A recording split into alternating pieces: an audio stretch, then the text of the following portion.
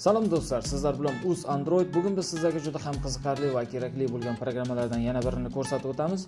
Ushbu programmani siz bizning veb-saytimiz uzandroid.uz saytidan yuklab olishingiz mumkin. Video tagi silkasini qoldiraman. O'sha yerdan o'tib bemalol yuklab olishlaringiz mumkin bo'ladi.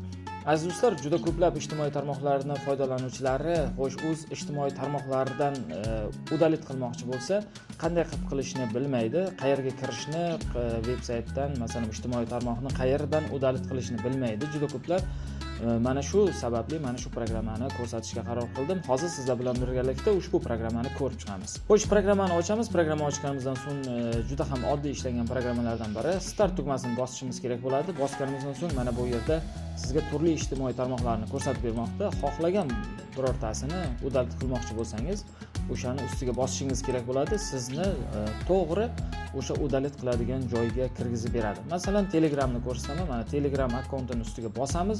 Bosganimizdan so'ng mana delete tugmasini bosishimiz kerak bo'ladi va bizni Telegram ijtimoiy tarmog'ining asosiy sahifasiga, ya'niki udalit qiladigan joyiga o'zi avtomatik kirgizib beradi.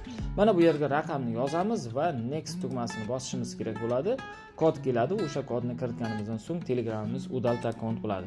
Xuddi shu tarzda boshqa ijtimoiy tarmoqlarni ham yuborishimiz mumkin. Masalan, Facebookni ko'ramiz. Mana Facebookni ustiga bosganimizdan so'ng ijtimoiy tarmoqqa kirishimiz kerak bo'ladi. Ya'niki parol loginimiz bilan kiramiz. Parol loginimizni kiritganimizdan so'ng to'g'ri udalit bo'ladigan joyga olib boradi o'zi. O'sha yerdan ham siz parolingizni kiritib, Facebook ijtimoiy tarmog'ini udalit qilishingiz mumkin bo'ladi. Shu tarzda boshqalarni ham bemalol ishlatib ko'rishlaringiz mumkin. Juda ham qulay ishlab chiqilgan programmalardan biri. Ushbu programmani siz boya aytib o'tganimdek bizning veb-saytimiz uzandroid.uz saytidan yuklab olishingiz mumkin. Video tagi silkasini qoldiraman. O'sha yerdan o'tib bemalol yuklab olishlaringiz mumkin bo'ladi. Aziz do'stlar, ko'pchilik tushunmagani sababli programmani qanday qilib yuklash mumkinligini ko'rsatib o'taman. Mana bu videoni tagidagi nuqtachani bosamiz va bu yerda mana skachat programma deb yozilgan, o'shani to'g'risidagi yozuv, kuk yozuvini ustiga bosish orqali biz ushbu programmani skachat qilib olishimiz mumkin. Google Chrome'ni tanlaymiz bu yerdan yoki boshqa birorta brauzerni tanlab, o'sha saytga o'tgandan so'ng ushbu saytdan bemalol yuklab olishlarimiz mumkin bo'ladi.